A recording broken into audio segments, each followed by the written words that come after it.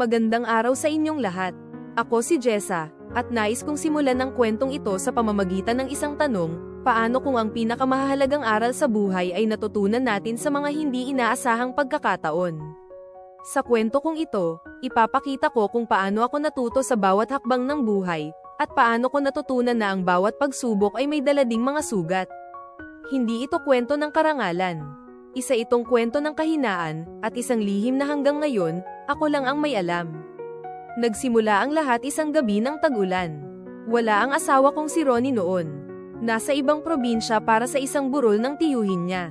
Hindi ko siya sinamahan dahil kakalipat lang namin sa bahay ng mga magulang niya, at kailangan may maiiwan para alagaan si Mang Lito, ang ama niya, na noon ay may iniindang sakit sa likod.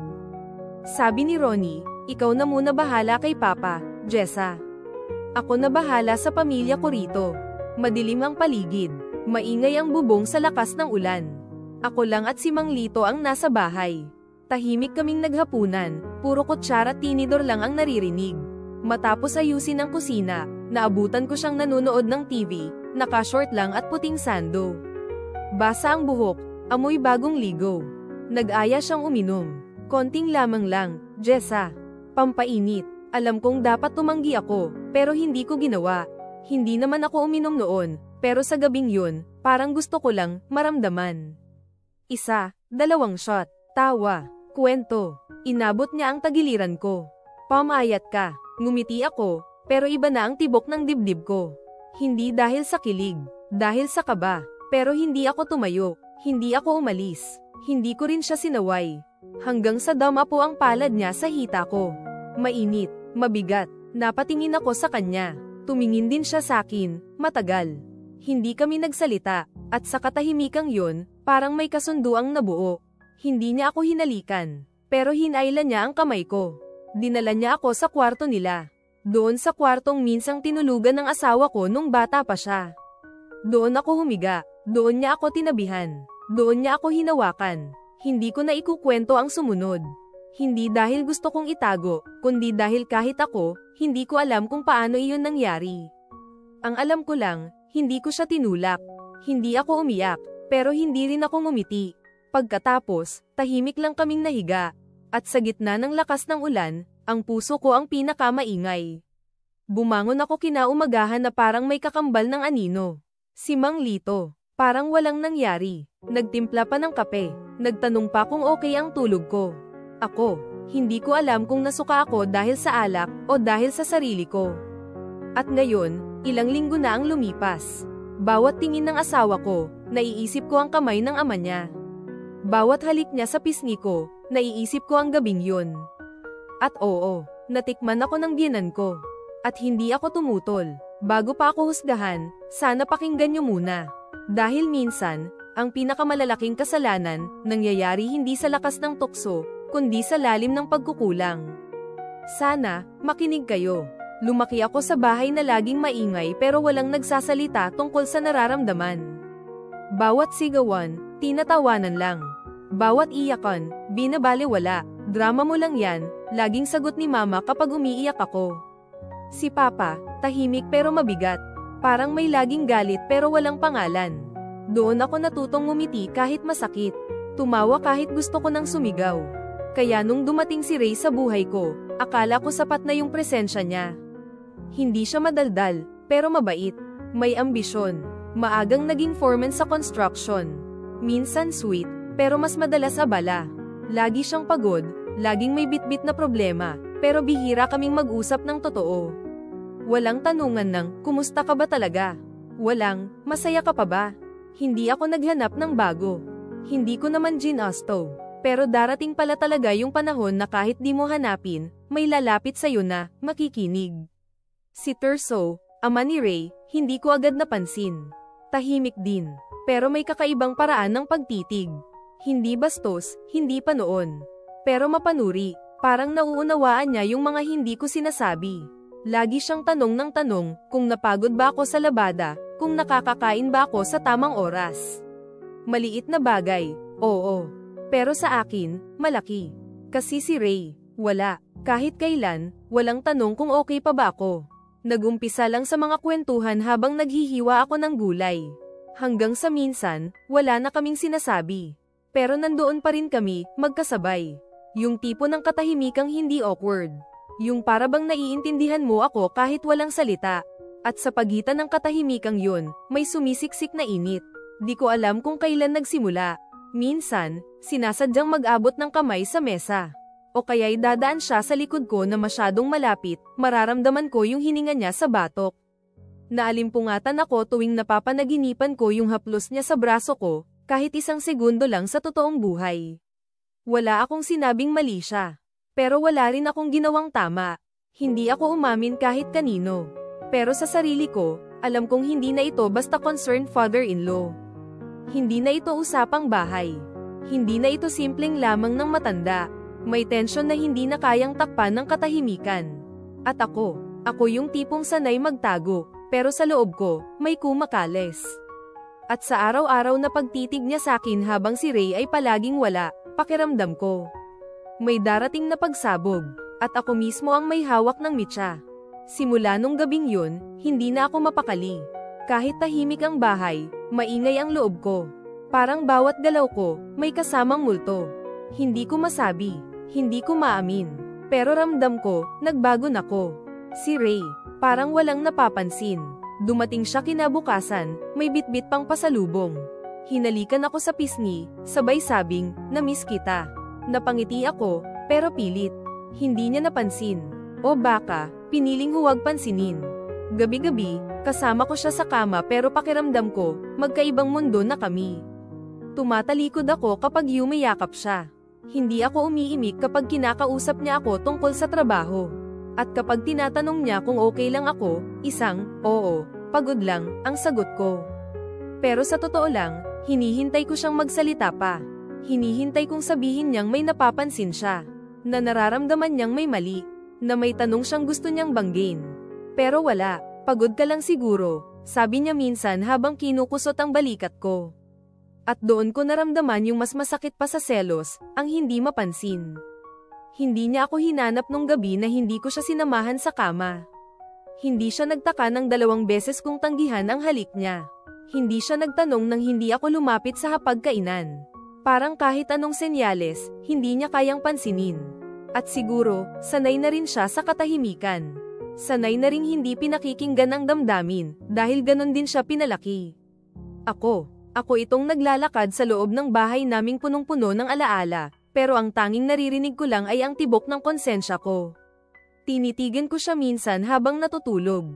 Napakapayapa ng mukha niya. Wala siyang alam. Wala siyang hinala. At sa ilalim ng mapayapang mukhang yun, may asawa siyang unti-unting nadudurog sa sarili niyang sikretong hindi niya pa kayang bitawan. Minsan hinihiling ko na sana mahuli niya ako. Sana magtanong siya. Sana maramdaman niyang may distansya. Kasi baka yun ang magsalba sa akin. Pero sa bawat araw na lumilipas, lumalalim ang hukay sa pagitan naming dalawa. At ako yung may hawak ng pala. Tahimik lang siya, tahimik lang ako. Pero ang pinakamasakit, sa sobrang tahimik naming dalawa, unti-unti na kaming nawawala. 2 linggo akong huli. Akala ko stress lang, o baka pagod. Pero habang lumilipas ang mga araw, hindi na sapat ang pagdahilan. May sumisiksik na kaba sa dibdib ko, yung kaba na hindi lang basta takot, kundi takot na may halong katotohanan. Nang makita ko ang 2 linya sa pregnancy test, para akong nalunod sa sarili kong hininga. Tumingin ako sa salamin, at ang nakita ko ay isang mukha ng babaeng hindi sigurado kung dapat ba siyang matuwa o matakot. Buntis ako, pero hindi ko alam kung kanino. Sinubukan kong i-compute, kailan ba huling may nangyari sa amin ni Ray? Mga 3 linggo bago siya umalis. Pero yung gabing yun, yung kasalanan ko kay Terso, malapit din. Sobrang lapit, parang sinadya ng tadhana na guluhin ang timeline ko. Ang pinakamasakit, wala akong masabihan. Si Ray, hindi pa niya alam. Si Terso, matagal nang umalis. Bumalik sa barko, hindi nagpaalam, walang iniwang salita. Parang wala lang nangyari. Ako lang ang naiwan dito, bitbit ang lihim, bitbit ang batang maaaring bunga ng isang gabi ng kahinaan. Araw-araw kong nilalaro sa isip ko kung ano ang gagawin ko. May mga sandaling gusto kong itapat kay Ray, sabihing, may posibilidad na hindi ikaw ang ama. Pero sa bawat pagsubok kong magsalita, laging nauuna ang takot. Takot na mawala siya. Takot na masira ang lahat. Kaya pilit akong nagmumukhang okay. Tumatawa sa harap ng kaibigan kong si Mika kahit ramdam niyang may bumabagabag sa akin. Nag-aaway ba kayo ni Ray? Tanong niya minsan. Umiling lang ako. Hormones lang. Normal to. Pero sa loob ko, hindi normal ang nararamdaman ko.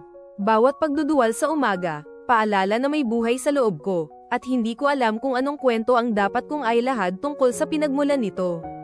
Minsan, habang hinihimas ko ang tiyan kong halos wala pang laman, naiiyak ako. Hindi dahil sa takot sa pagiging ina, kundi dahil sa posibilidad na ang batang ito ay bunga ng kasalanang hindi ko na mababawi. At kung totoo man yun, paano ko siya mamahalin ng buo kung ang simula pa lang niya, puno na ng duda. Hindi ko alam kung anong mas nakakasakal, ang buntis akong hindi sigurado kung sino ang ama. O ang araw-araw na pagpapanggap na wala akong kasalanan. Na ako ay isang masayang asawa, habang ang totoo, isa akong babaeng hindi alam kung sino ang ama ng dinadala niya. 4 na buwan na ang tiyan ko, pero parang mas mabigat pa rin yung dinadala ko sa dibdib. Araw-araw akong gumigising na parang may kulang, pero hindi ko masabi kung anong eksaktong parte ang nawawala. Lumalayo na ako sa mga tao. Pati kay Ray, halos hindi na ako tumititig sa mata. Mas mabuti nang wala siyang makita. Tahimik lang ako lagi, routine lang. Bangon, laba, luto, higa, hilamos, pahinga. Pero sa bawat galaw, para akong may hinahanap na hindi ko rin maipaliwanag. Minsan naiisip ko, hindi sex ang hinanap ko kay Terso. Hindi katawan. Hindi kiliti. Ang totoo, gusto ko lang maramdaman na may nakatingin sa akin. Yung tapat, yung parang mahalaga ako, kahit isang segundo lang. Hindi ko to sinisisi sa pagkabata ko, pero siguro kung lumaki akong may nakikinig sa kwento ko, baka marunong din akong kumapit sa tama. Kung tinanong lang ako ni Mama minsan kung anong nararamdaman ko, baka nasanay akong magsabi. Kung si Papa ay hindi puro sermon at tahimik na tingin, baka natutunan ko ring magbukas ng puso. Pero hindi yun ang kinalakihan ko. Ang natutunan ko ay tumawa kapag masakit, magkape kapag umiiyak, maglinis kapag magulo ang loob. Kaya ngayon, kahit alam kong mali, nagtatago pa rin ako. Sa sarili ko, sa asawa ko, sa anak na dinadala ko. Gabi-gabi akong nakahiga, hawak ang tiyan, iniisip kung anong klaseng ina ang magiging ako. Paano ko siya palalakihin kung ako mismo, hindi marunong humawak ng damdamin? Kung ako, sa isang haplos, sa isang sulyap, bumigay. Hindi dahil sa init ng katawan, kundi dahil sa lamig ng puso. Terso made me feel seen. Yun lang. Walang grand gestures, walang regalo. Pero yung simpleng, kumusta ka na, sa kanya ko lang narinig sa panahong pakiramdam ko invisible ako.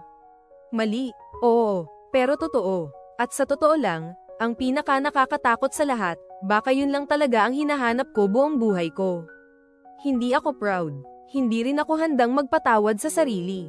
Pero araw-araw, tinatanong ko sarili ko, kung itinuro ba sa akin noon kung paano harapin ang lungkot, marunong ba akong umiwas sa tukso? Kung tinuruan ba akong pakinggan ang sarili kong boses, natutunan ko bang piliin ang tama kahit walang nakakakita? At kung totoo ngang ako lang ang may sala, bakit pakiramdam ko, may bahagi ng pagkatao kong hindi ko kailanman hinubog, kundi iniwan lang para sa iba ang bumuo? Bumalik ako kay Linda, isa sa mga dati kong kumare. Hindi ko alam kung bakit sa kanya ako tumakbo, pero siguro dahil may instinct akong she knows something I don't. Matagal na kaming di nagkikita, pero nang makita niya ako sa labas ng bahay niya, bit-bit ang pamimilosopiyang ngiti niya, agad akong inalok ng kape. Sa loob ng bahay, hindi na ako nakapagpaligoy. May nangyari sa amin ni Terso. Hindi ako inasahan sa reaksyon niya.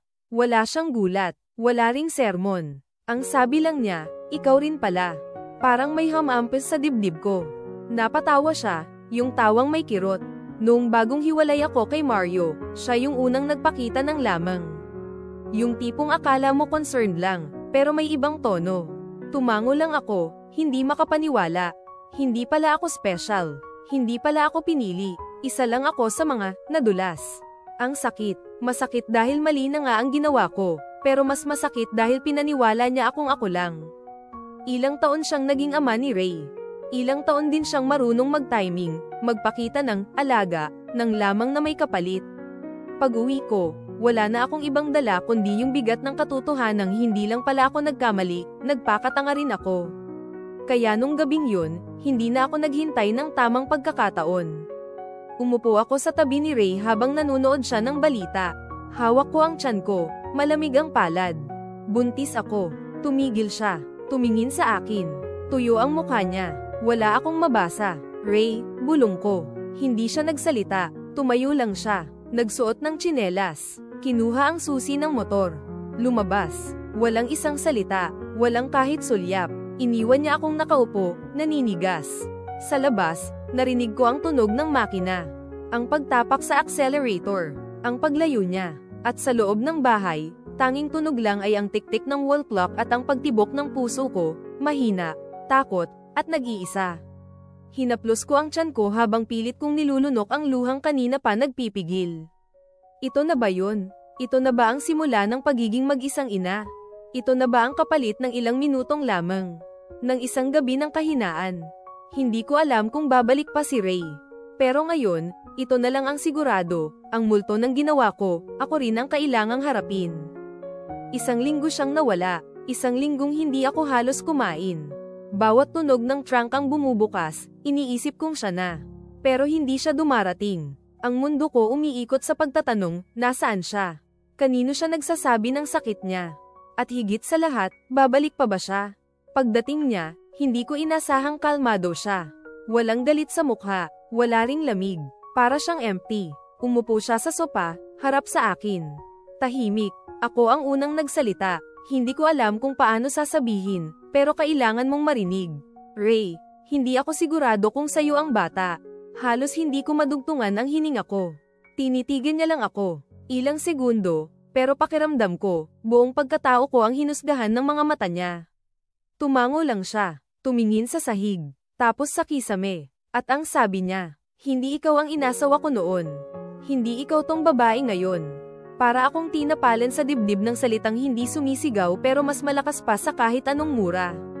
Totoo, hindi na ako yung babaeng minahal niya noon. Hindi na ako yung babaeng nakilala niya sa munting kantina. Hindi na ako yung tawa ng tawa kahit wala namang punchline. Umalis siya ulit. Hindi nagkulong sa kwarto.